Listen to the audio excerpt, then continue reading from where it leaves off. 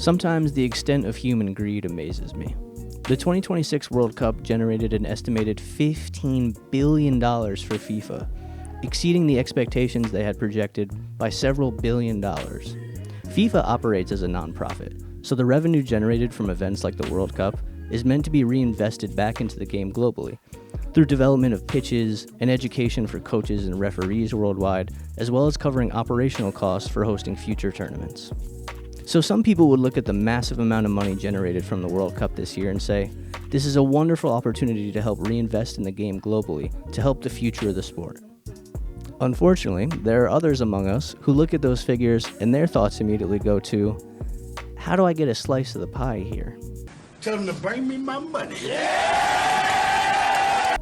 Just weeks after Spain lifted the World Cup trophy for a second time, FIFA President Gianni Infantino announced the financial numbers from the 2026 edition and reportedly had over 200 pledges of support for his re-election in March 2027.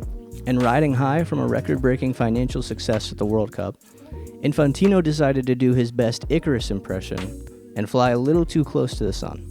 Infantino announced a plan to create a new FIFA subsidiary called FIFA Forward Enterprise that would take control of most of the commercial aspects of FIFA, including broadcast, sponsorships, ticketing, and licensing. He additionally revealed that they would accept $4.2 billion from private equity firms for a 20% stake in the new subsidiary. This drew immediate and widespread backlash from people all over the world for obvious reasons. Once private equity money becomes involved in anything, the goals of that institution shift to generating money for those shareholders. That's why people invest their money in the first place, is to see a return on that investment over time. For FIFA, this would mean that they would have a shift in goals from trying to help develop and maintain a healthy and functional sport to squeezing as much money out of their events as they can. Again, FIFA is a non-profit organization, so their goal should be generating money to help reinvest in the sport globally, not using that money to line the pockets of equity shareholders. Even former FIFA president Sepp Blatter came out against this idea publicly. Sepp Blatter, bro. The guy who was in charge of FIFA during a time where its executives were accused of accepting bribes and committing wire fraud. That guy came out and said, this is a bridge too far for me, partner. You know how bad an idea has to be for Sepp Blatter to be on the right side of history? That's astonishing. We don't do that here. Luckily, this proposal drew criticism and backlash from other football governing bodies almost immediately. UEFA came out and condemned the proposal right away, saying that the soul and governance of football are not assets to be traded.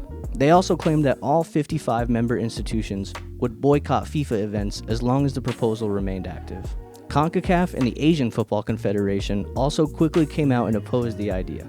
The Asian Confederation went a step further, saying that the issue had exposed fundamental weaknesses in FIFA's consultation and decision-making process.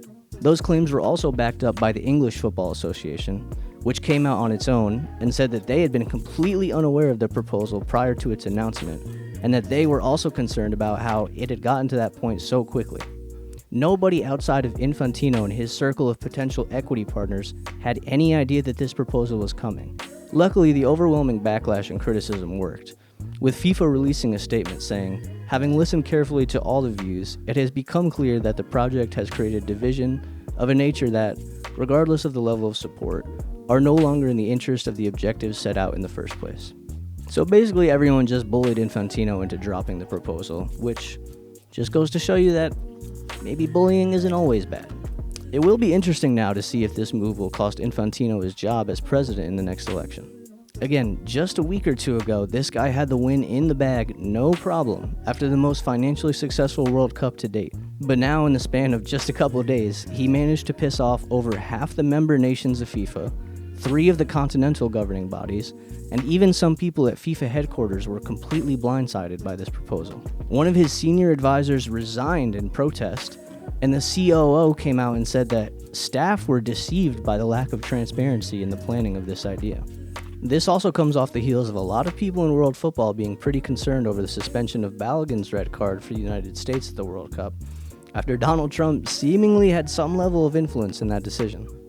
So, I mean, we'll see. This guy's skating on thin ice right now, and this may have been the final straw for some people. Luckily, though, this idea was scrapped, and we don't have to see the World Cup turned into a money printing machine for wealthy people who do not care about the sport at all. We would have had the Pepsi hydration break brought to you by AT&T, presented by Xerox at every World Cup match from now to eternity. And we've seen this in the past. You would have thought after the Super League disaster in 2021 that people would realize turning football into a money printing operation isn't going to stand. People aren't just going to sit by and let that happen. But it's a tale as old as time.